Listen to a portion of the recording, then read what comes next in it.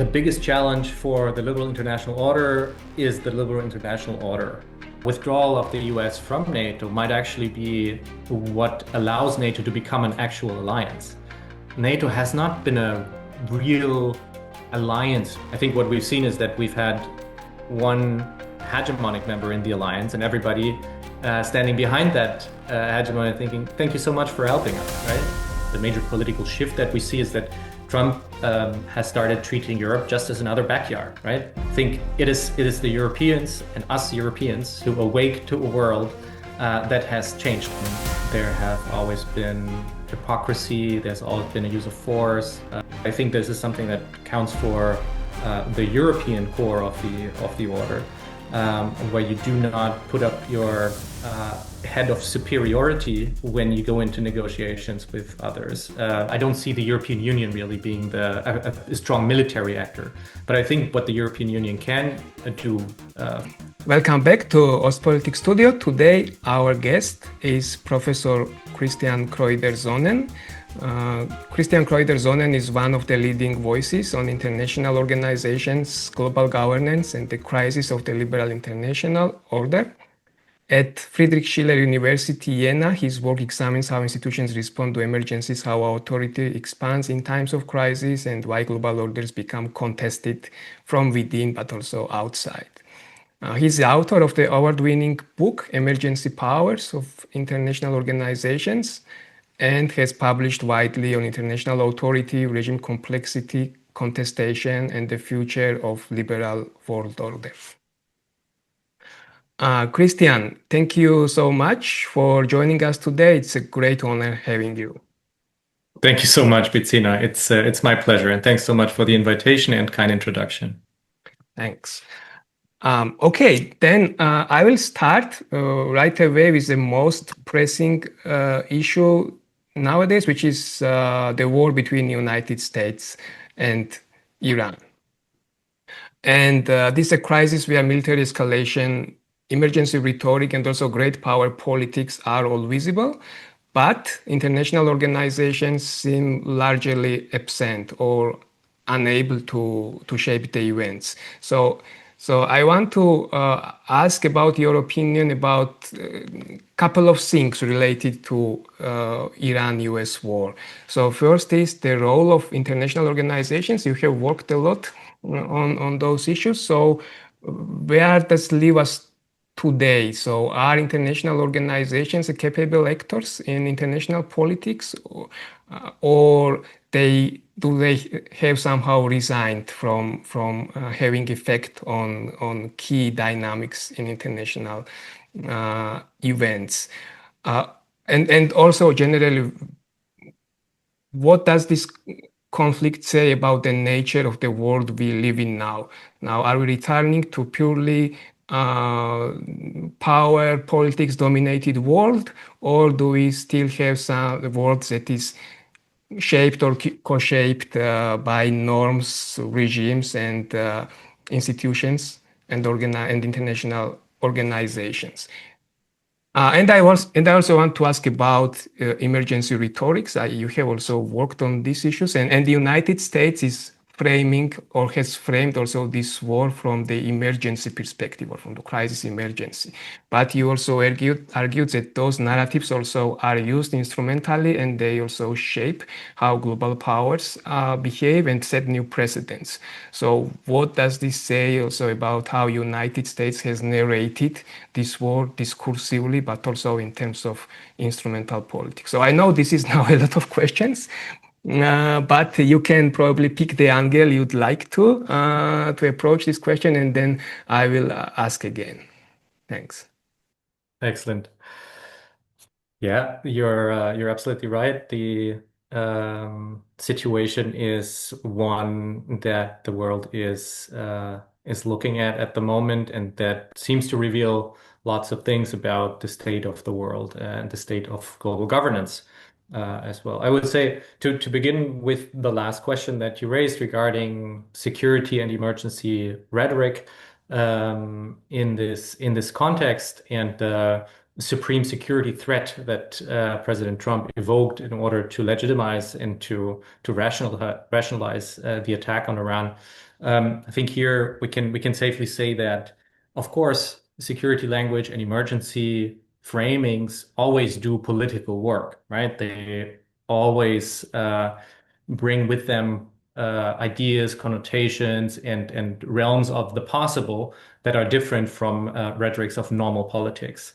But I think in this particular case, we can see that whereas in some instances these framings and rhetoric can be relatively genuine, that people sincerely believe in security threats, sincerely believe in urgency and emergency. Here we have a very instrumental use of this, which turns it into a purely political action. I would say, to just give some hint of a legitimation to the actions. The question that you also raised regarding the state of multilateralism and international organizations, I think you framed it whether international organizations still continue playing a role in key aspects of international relations or are entirely sidelined. Well, in this particular conflict, but also in our current era of global governance or global politics, we can definitely see a lessening and worsening situation, in the sense that international organizations have less and less say or are less and less central, also as fora for debate in international relations as regards high politics issues, right? As regards, in particular, the order of peace and conflict and questions that involve the great powers. Here, I think we can safely say that, I mean, the UN Security Council has been greatly useless regarding the question of Ukraine, and it also has been very useless regarding the case of Iran, right? And why is that? Because we have permanent members on the council that are waging wars. So here we see like the very core constellation of this architecture, this institutional architecture, which is doing the work that this is not possible to govern. But also, I would say this has always been the case in a way. We just see it right now in a particularly strong manner and a moment. I would also like to highlight that this doesn't mean that international organizations have lost all their relevance, right? If you look at the level just below the high politics debates about the broader rules and steering behavior of states, etc., as it comes to the humanitarian dimension, to helping people, to looking after human rights, looking after developmental issues, I think here is where the UN and the broader system of international organizations still does a huge amount of work, and also work that really delivers, right? In a way that it affects people's lives for the better under very bad circumstances globally. Okay. Great. You raised a couple of interesting points. Also about distinction between high politics and low politics, more or less. You did not use low politics, but we can differentiate between security and economy and human rights, etc.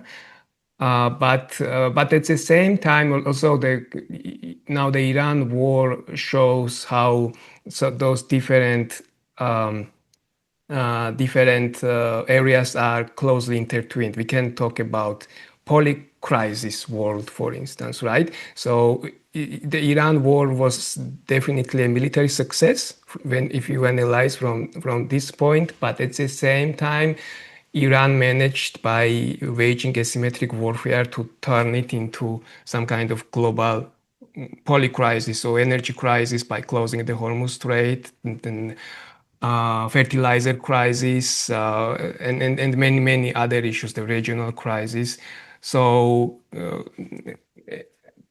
then again, what does this say about the current world, or about the or about waging warfare nowadays, and how is it different from past similar cases? Because again, if we take these assumptions that today, so those different areas are closely intertwined, then even for the most powerful military actor, it is probably not possible to wage a war successfully Mhm. against the, I don't know, the middle power under sanctions without triggering the global crisis.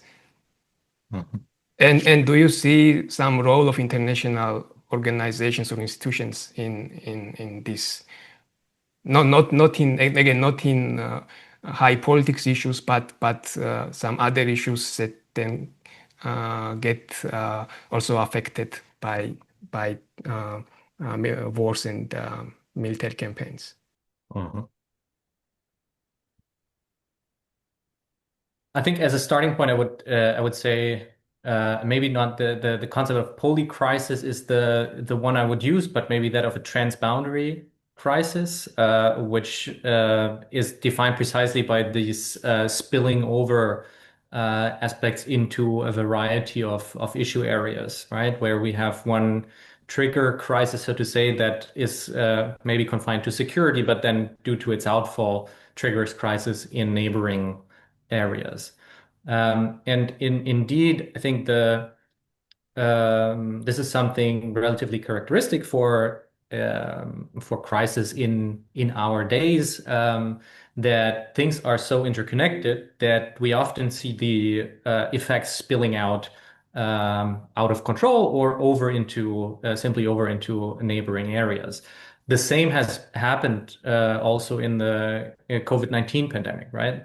There also we had an effect, a shock basically in the area of health, but one that very quickly triggered crisis also in the economic realm, and also in similar ways actually in the ways in which our economies work, namely due to supply chains and globalized traffic that had to be cut, right? And I think what we're seeing with Iran is, of course, something particular in this context, namely that there is a choke point in the Strait of Hormuz, and that Iran has the hand on the finger on the trigger over this particular spot, right? And thus it has absolutely outsized power because it has control over this particular geographical spot.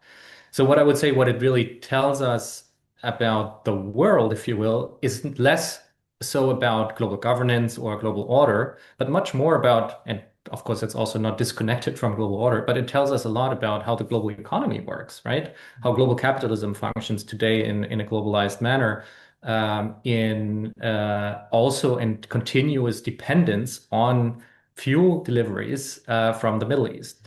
And that this is something that still structures global economic life to an extent that if you are, as you said, like a middle power under sanctions, that is basically outgunned by superior powers, still has and keeps in some ways the upper hand because they control this particular choke point.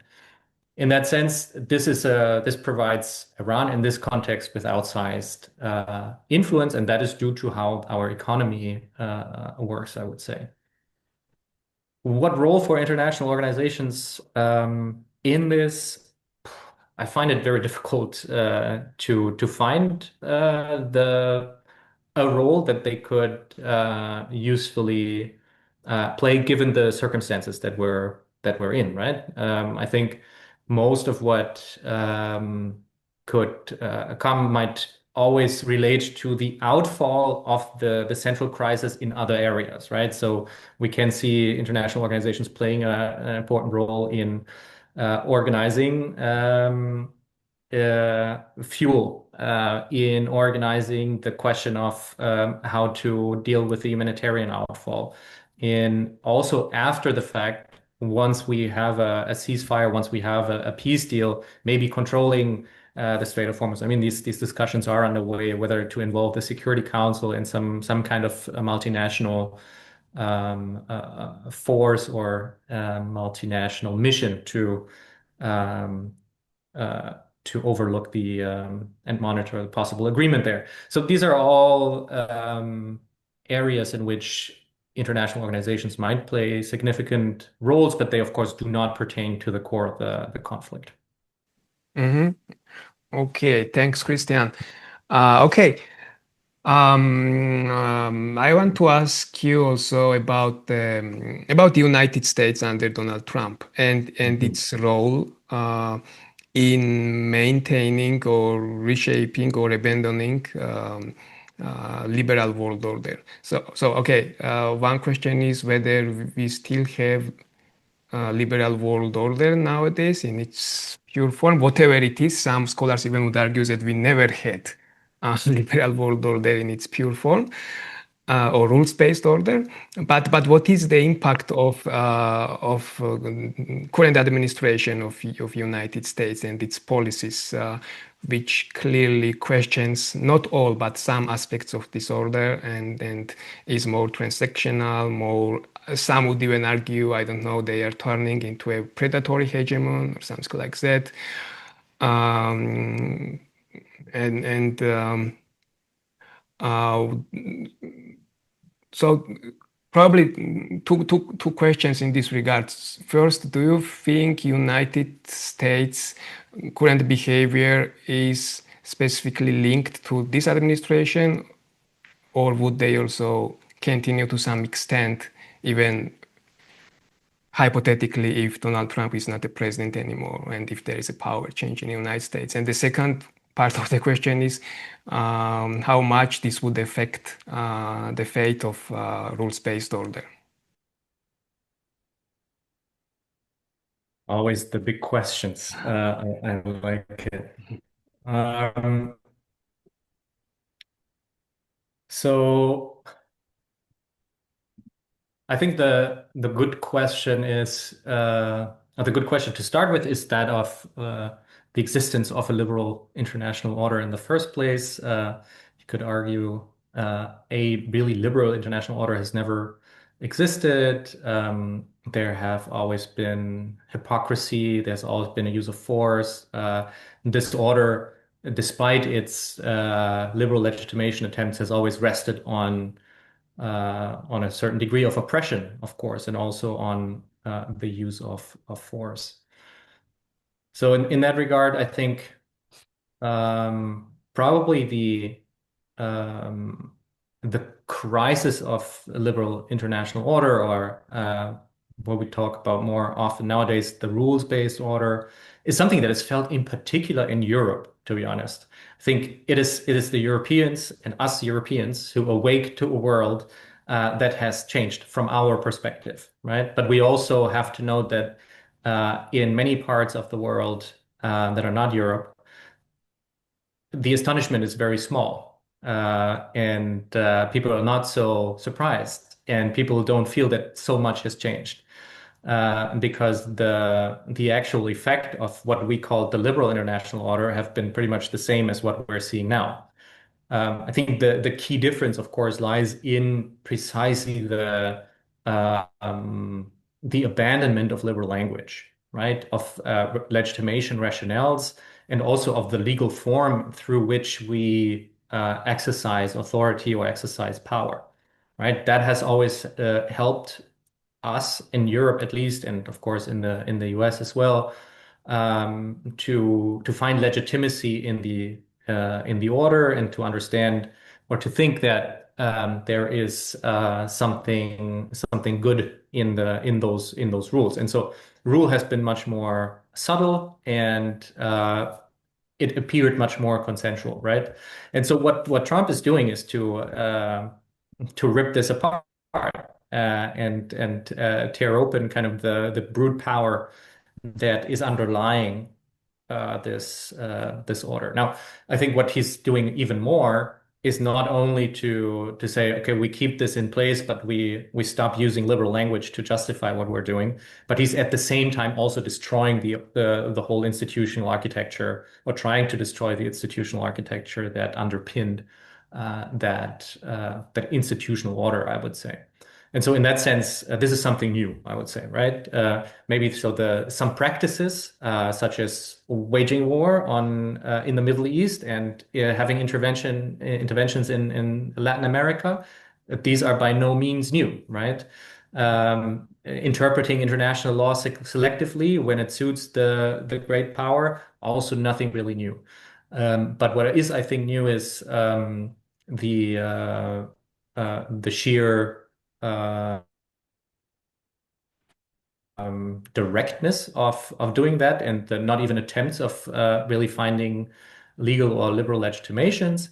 And secondly, also the attempt of actively undoing international law and rule systems that have been in place and that have benefited for a long time the US and Europe, right? And so probably also the major political shift that we see is that Trump has started treating Europe just as another backyard, right? So there's lots of backyards for the US in the world. The Latin American so-called backyard for them, the Middle East they treat it as a backyard, and Europe now they also treat as a backyard. And this is an awakening, I think, for Europeans that they have not expected, and they thus have to we have to grapple with. Okay. Uh, Awakening of Europe.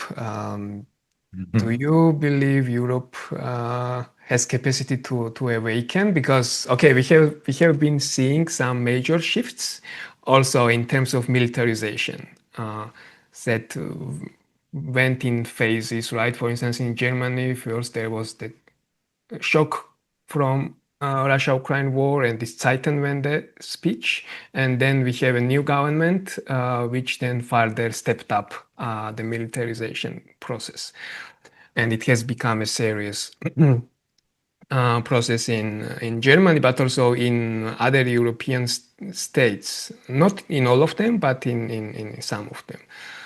And so, do you think European Union, which was a kind of a project that was forged under the US hegemony and during the and under all those institutional structures that now Trump is kind of at least partially demolishing? We can think about NATO also. Um, on the one hand, NATO's military structures remain intact, of course, but at the same time, we have this continuous rhetoric that the US doesn't need NATO, that the security guarantees become conditional on certain issues. This, of course, lowers the credibility overall of NATO's key function. So, do you think European Union in its current shape or in its current institutional mode can cope with this new reality and can at least somehow preserve its autonomy and not become an object of international politics and object of pressure by other powers? Or even can it manage to become another center of gravity, not just what it used to be civilian power, but also military power and to project its power? Um, or does it need to fundamentally change to live up to those new realities? Um, I think this is a very tricky question to answer because it is a bit like it's a little bit of guesswork as well, and a bit of the question also of what we should expect. Europe, the European states within NATO, etc., what role they should play or we should play, and whether it would be desirable to aspire to becoming a power pole in a multipolar world, and to embark on this competition among great powers um, that rule in their spheres of influence that you yourself work on so much. Um, Whether that would be something that we should aspire as Europe, right? To say now become the center of gravity that projects its power outward and engages in a kind of politics of a global concert, where you have power hubs and their backyards, to use that term again. And for me, normatively, that is not something that Europe should aspire to. Whether it is, of course, on the other hand, I would also argue and agree that Europe should by no means just become the play ball for other great powers, right? And so, indeed, preservation of autonomy is really important. Um, I think we have right now ongoing discussions in the EU about, abandoning the veto and becoming more of a capable agent, given the large amount of members and all these institutional questions and institutional levers that we have to change a little bit the setup and make it more easy for the uh, for all member states together to act as one. And in general, I'm not at all against that. I think that is something that is a little bit overdue given the size of the membership right now and given the closeness that we have as an regional integration project. So that is something that I think can be and should probably be done. But then with that, I don't see the EU also becoming like this great power, militarily speaking as well. I think there we've seen also throughout the past decades that military cooperation in EU structures is very tricky to organize. Common procurement is difficult. Building some fighter jets together has proven impossible almost. And so that takes maybe another 50 years till we really get to something um, more integrated at that level. So in this, I don't see the European Union really being a strong military actor. But I think what the European Union can do for sure is try to align itself and try to enter into new partnerships with other um, regions, with other states that are also neither a great power aspiring to a sphere of influence, um, nor just uh,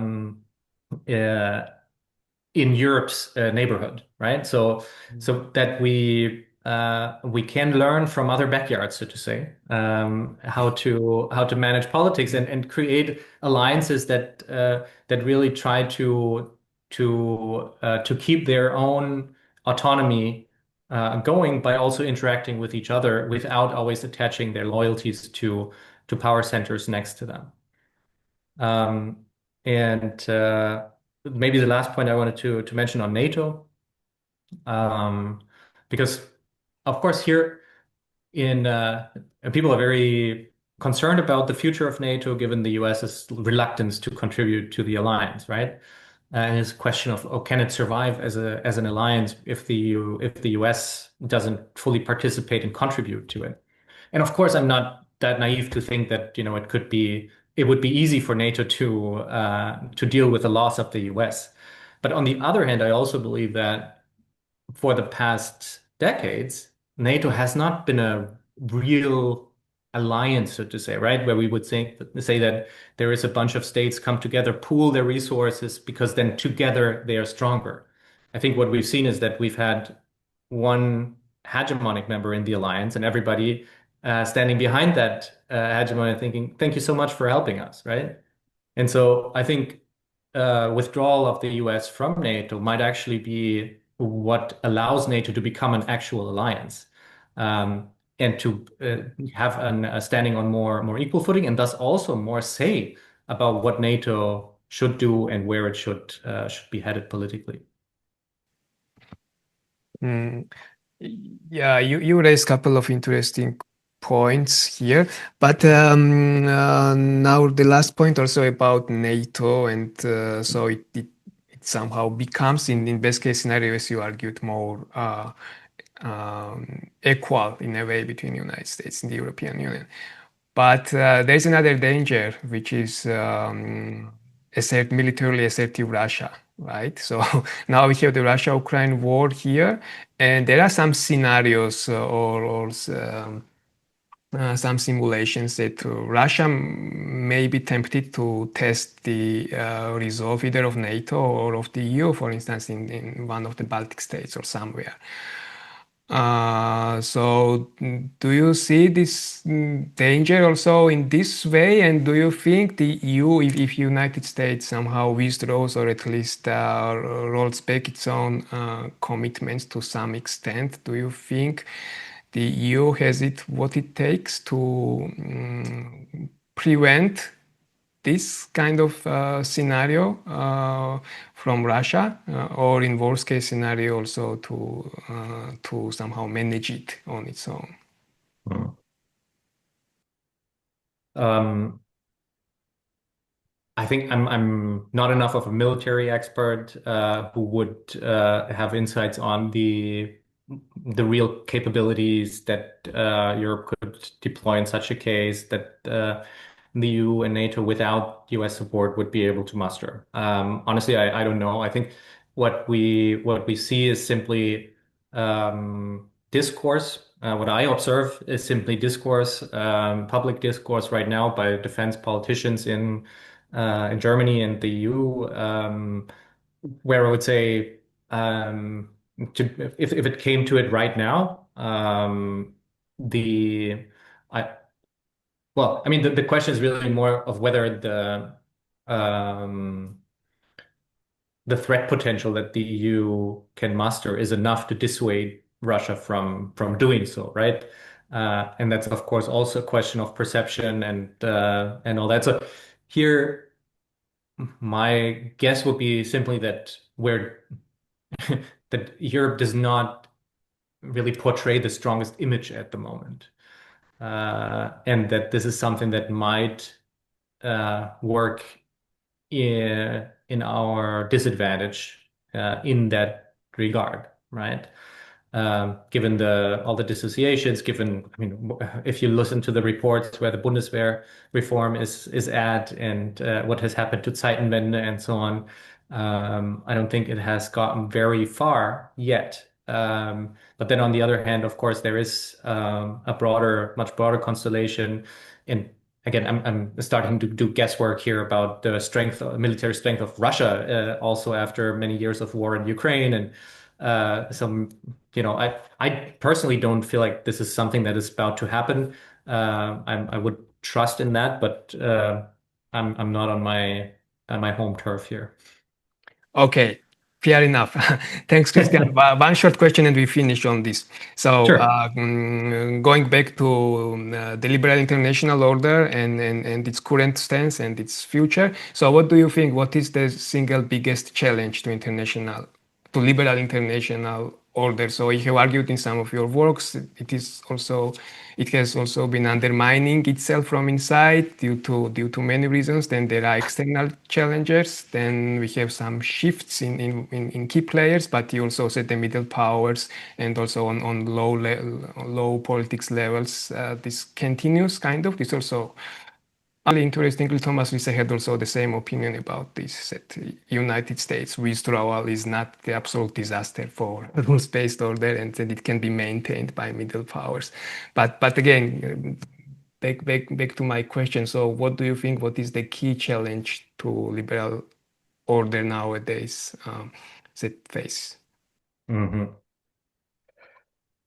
Um, the biggest challenge for the liberal international order is the liberal international order. I would argue.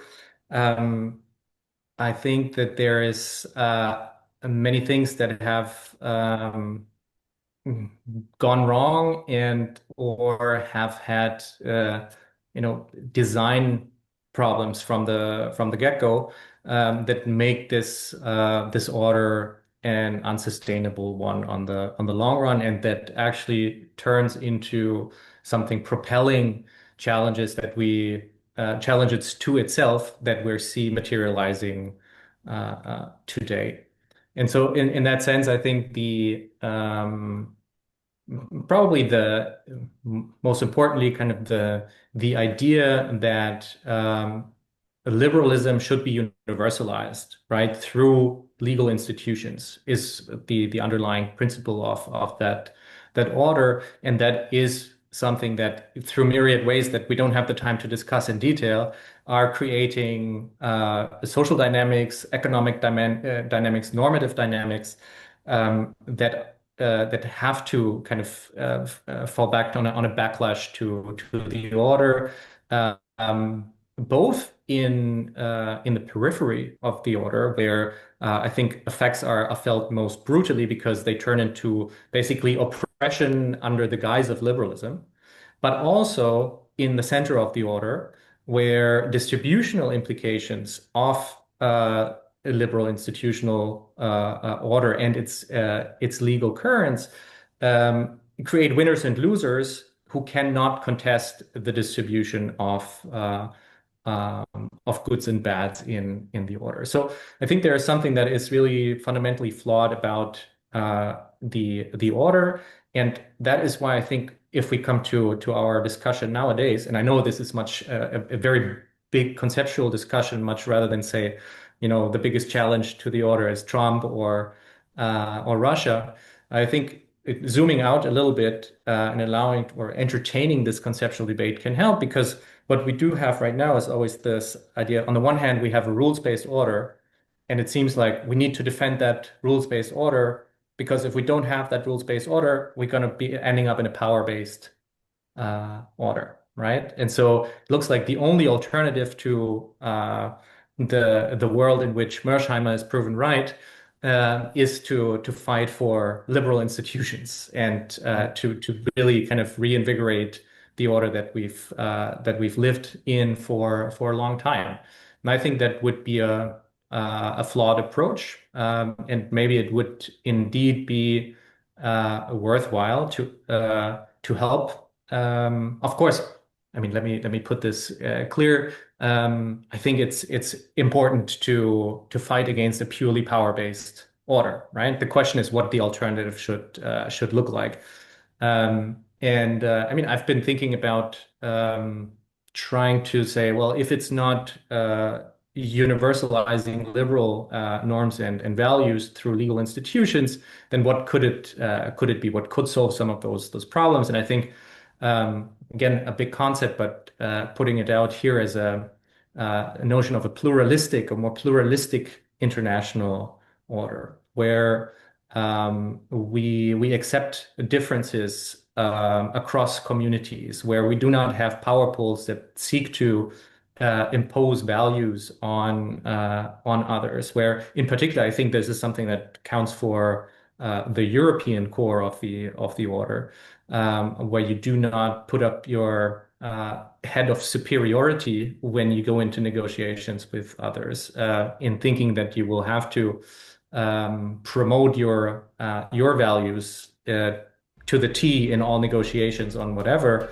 I think this is something that could help us rethink global ordering beyond this dichotomy of either rules-based / liberal order and the alternative of eternal war in power-based order. Okay, thank you very much, Christian, for interesting insights. It was great having you. Thank you very much, Bettina.